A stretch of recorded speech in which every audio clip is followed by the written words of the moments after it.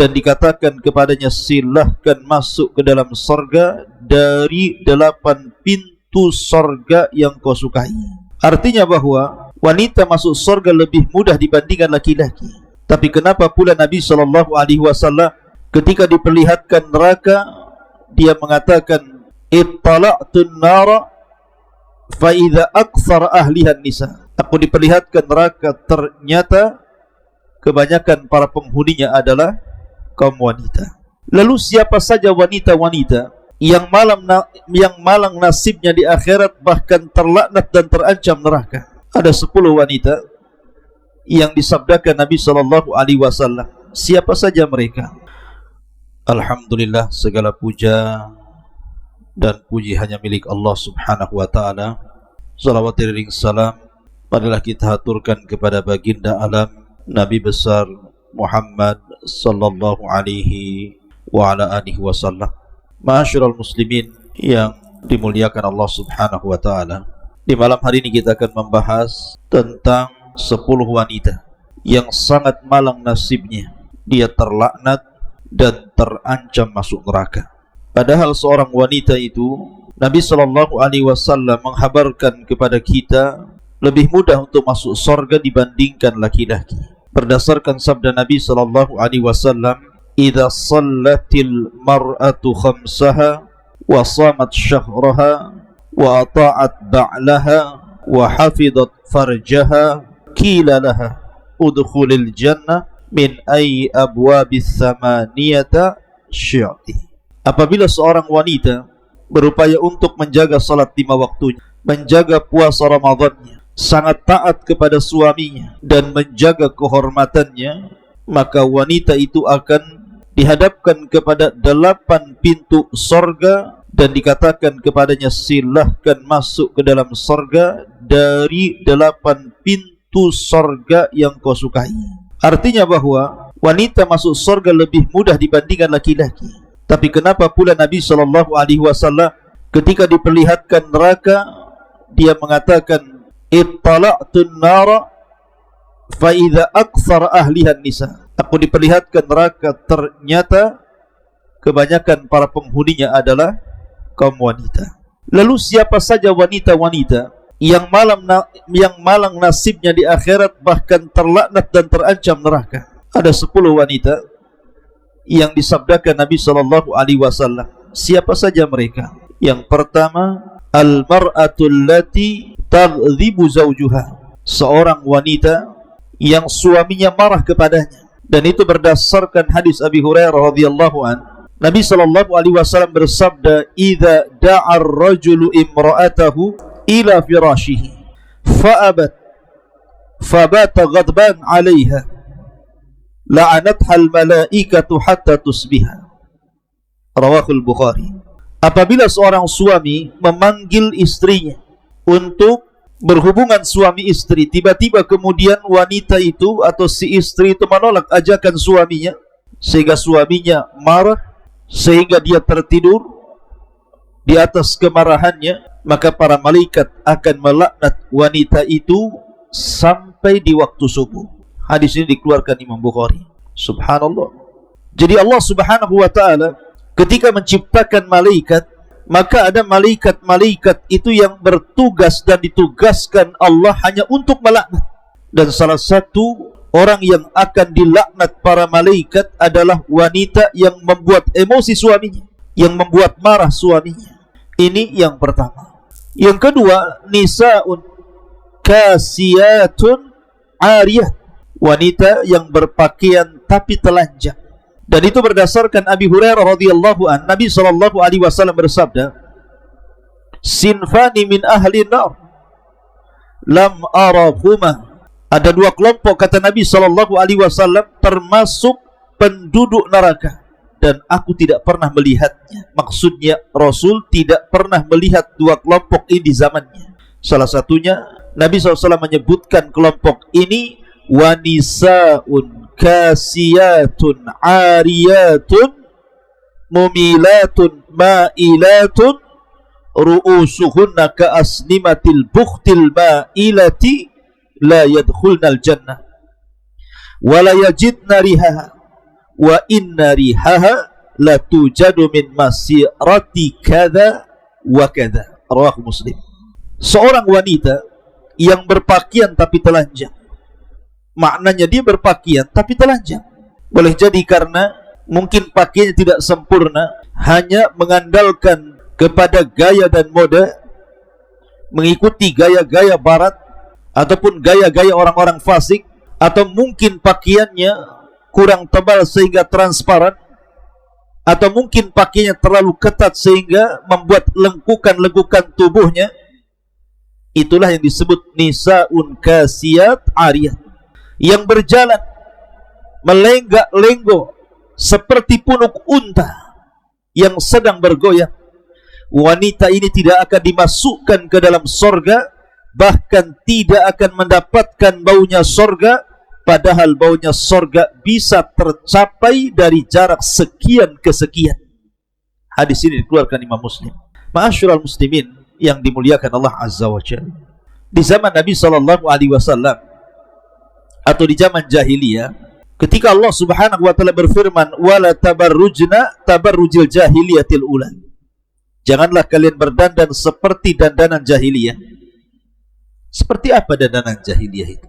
Ada yang mengatakan bahwa dandanan jahiliyah itu karena mereka ketika memakai kerudung nampak rambut di depannya, kemudian nampak lehernya, kemudian menggunakan anting-anting di kaki ataupun gelang di kaki, sehingga kalau berjalan itu terdengar suaranya. Itulah tabarrujnya jahiliyah.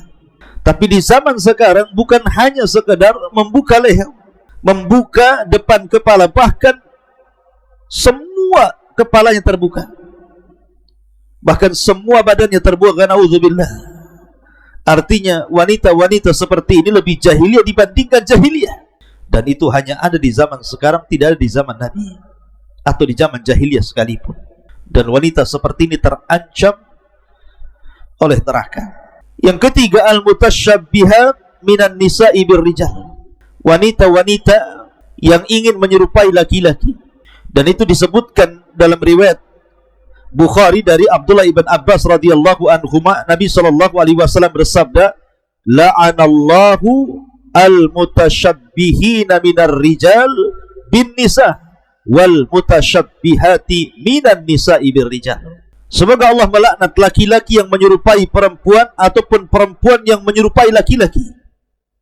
Lihat di zaman sekarang, pakaian wanita itu terkadang persis seperti laki-laki. Biasanya kalau perempuan itu kan identik pakai abaya, tidak ada lengkukan kakinya, betul-betul lurus pakaian dari atas sampai ke bawah. Tapi di zaman sekarang, lihat, banyak wanita-wanita yang menggunakan levis, celana jeans, celana ketat, kaos laki-laki, bahkan dipotong rambutnya ala laki-laki, bahkan cara jalannya pun seperti laki-laki, cara bicaranya seperti laki-laki. Maka wanita-wanita seperti ini terlaknat, karena wanita ini punya tabiat kelembutan, rasa malu. Itulah tabiat wanita. Ma'asyiral muslimin yang dimuliakan Allah Azza wa Jalla. Kemudian yang keempat, an-nahi'atu, wanita-wanita yang suka niyaha. Apa itu niyaha? Niyaha itu artinya menolak takdir saat orang-orang yang dicintainya meninggal dunia. Boleh jadi ayahnya meninggal dunia, suaminya meninggal dunia, anaknya meninggal dunia, kemudian dia pun meraung-raung, mengguling-gulingkan badannya, merobek-robek pakaiannya, kemudian berteriak-teriak, menangis kencang, menolak takdir. Itulah naiyah. Naiyah. Nabi SAW bersabda, laisa minna man latamal khudud wa syaqqal juyub wa da'a bidakwal jahiliyah. Rawahul Bukhari. Bukan termasuk umatku, kata Rasul, orang yang memukul-mukul pipi, merobek-robek pakaian ataupun pesak ataupun berteriak-teriak ala jahiliyah saat ada musibah yang menimpahnya. Maka niyah itu tidak dibolehkan, haram hukumnya, karena akan mempengaruhi si mayat, karena akan diazab si mayat itu karena niyahnya atau tangisan ratapannya orang yang hidup. Makanya dahulu ketika Ummu Sulaim meninggal putranya Abu Talha namanya Abu Umair yang masih kecil, keluarganya menangis. Maka kata Ummu Sulaim mengatakan, keluarlah kalian. Kalau kalian tetap menangis, keluar kalian dari rumah ini. Ma'asyiral muslimin yang dimuliakan Allah Azza wa Jalla. Kemudian yang nomor 5, al-mar'atu al-mubalaghatu fil haddad. Seorang wanita yang sangat keras hati, seorang wanita yang susah memaafkan suaminya, seorang wanita yang kasar, seorang wanita yang justru dia ingin memegang tampuk kekuasaan rumah tangga, seorang wanita yang egois, seorang wanita yang ingin menang sendiri, seorang wanita yang mengajak bertengkar dengan suaminya. Maka seorang wanita seperti ini juga terancam. Ma'asyiral muslimin yang dimuliakan Allah Azza wa Jalla, bahkan terlaknat. Makanya kenapa Nabi SAW mengatakan, apabila seorang suami dan istri bertengkar, harusnya seorang wanita tidak harus melihat salah siapa, dirinya atau suaminya. Tapi wanita yang salihah dan wanita penghuni surga, dia ambil tangan suaminya dan mengatakan, wahai suamiku, maafkan diriku, aku tidak bisa memejamkan mataku sampai kau memaafkan diriku. Jadi, jadilah wanita lembut. Kemudian juga yang nomor 6, al-washimatu wal mustawshimah. Nabi SAW mengatakan, la'anallahu al-washimah wal mustawshimah. Allah melaknat wanita-wanita yang ditato, ataupun wanita-wanita yang mentato dan yang minta ditato. Dua-duanya dilaknat.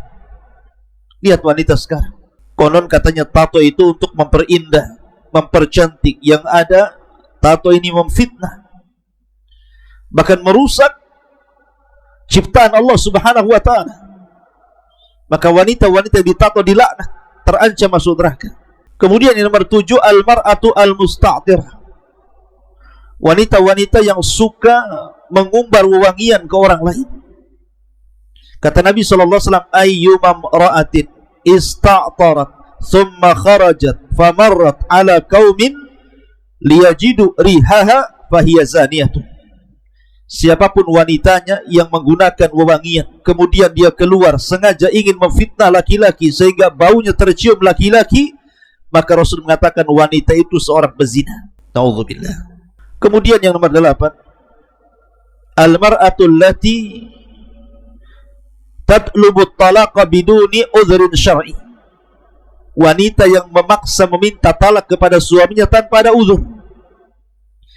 Maka Nabi mengatakan, ayyuma imra'atin sa'alat zawjaha talaqa min ghairi ba'sin faharamun 'alaiha raihatul jannah.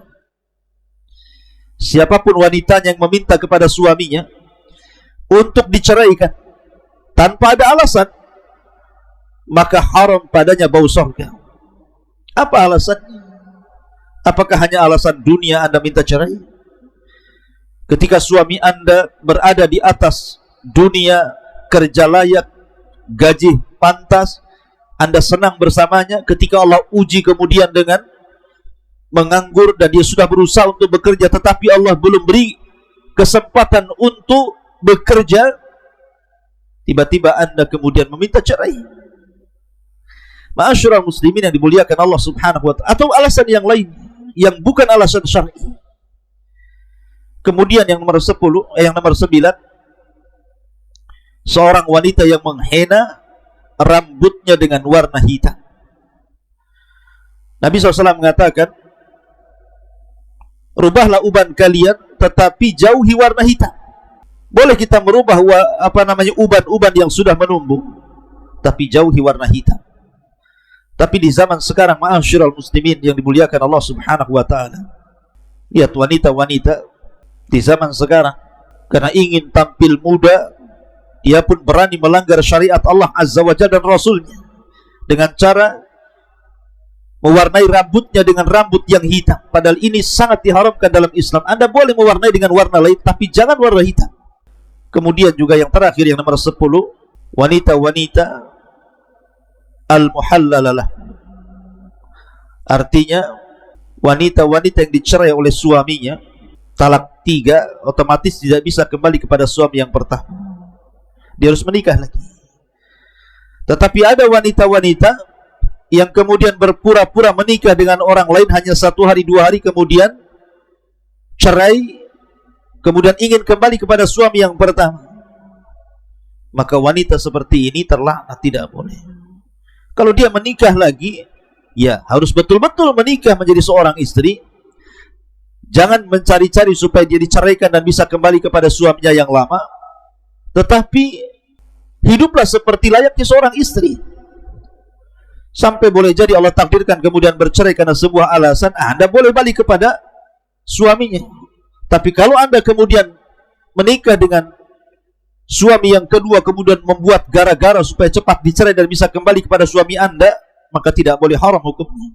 Juga ada tambahan, wanita-wanita yang mencukur halis, wanita-wanita yang menyambung rambut, wanita-wanita yang mengikir gigi, dan banyak lagi wanita-wanita yang nasibnya akan malang pada hari kiamat karena terlaknat dan terancam neraka. Wallahu a'lam bishawab. Ini yang bisa saya sampaikan, mudah-mudahan menjadi ibrah dan peringatan bagi kaum hawa. Subhanakallahumma bihamdika asyhadu an la ilaha illa anta astaghfiruka wa atubu ilaik. Allahu ta'ala alam. Assalamualaikum warahmatullahi wabarakatuh.